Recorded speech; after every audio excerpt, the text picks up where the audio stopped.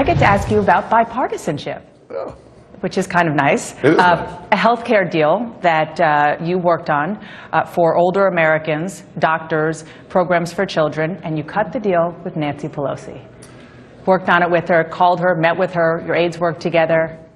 No, it was an opportunity that presented itself, and the door opened and I walked in. It's as simple as that. Over the last several months, we've been trying to find a way to change the way we pay doctors for Medicare patients. And when you look at the agreement that we came to, it'll strengthen Medicare, make it easier for patients to find doctors, and a fair way of paying doctors for the services that they render.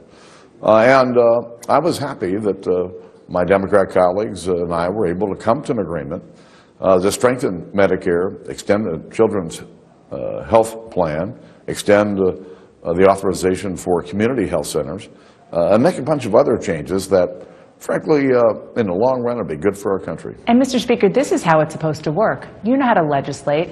It is an art, and you understand the art. So does Nancy Pelosi. Why doesn't this happen more often?